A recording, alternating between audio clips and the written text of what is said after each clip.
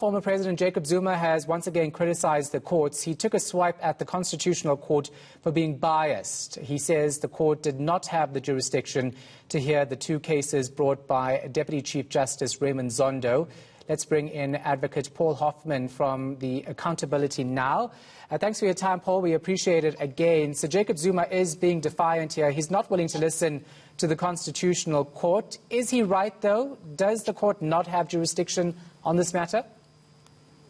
No, he's absolutely wrong in every way.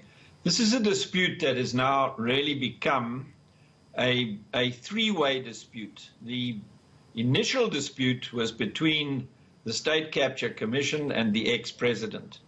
Now the Constitutional Court has an interest of its own in the dispute because its order directing ex-president Zuma to appear before the State Capture Commission has been flouted, ignored and defied by Mr. Zuma.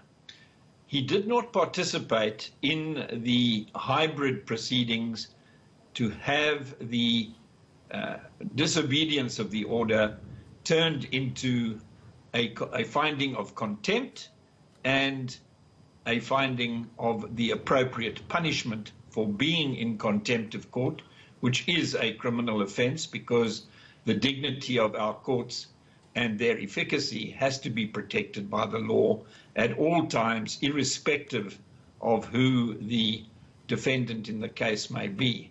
So Mr. Zuma's approach seems to suggest that he is above the law because he does not comply with the directives given to him. The court said, give us 15 pages maximum on what mitigation you would wish to place before the court in the event of your being found guilty of contempt of court, which I think everybody knows is more or less a foregone conclusion already. And instead of complying with the directive of the highest court in the land, Mr. Zuma proceeds to play his victim card, which he has played so many times that it's worn out, and he now has a new side to that card, which he calls the conscientious objector side of his case.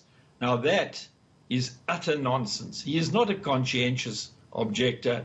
He's a recalcitrant defendant who is doing everything possible to make it as difficult as he can for the other parties in the dispute. All right. One last question, because we're running out of time. What does the Constitutional Court do now, given this response? Well, I've said long before the response, I think it will ignore the response. The response is a non-response because the court does not read letters. It has a directive that says, give us the affidavit, and it hasn't come. I think that the correct way forward is to give Mr. Zuma a suspended jail sentence, which is suspended on condition that he presents himself to the State Capture Commission to give the evidence it requires.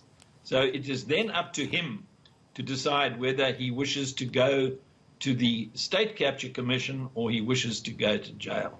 That is the appropriate way forward, and I said that long before this letter arrived.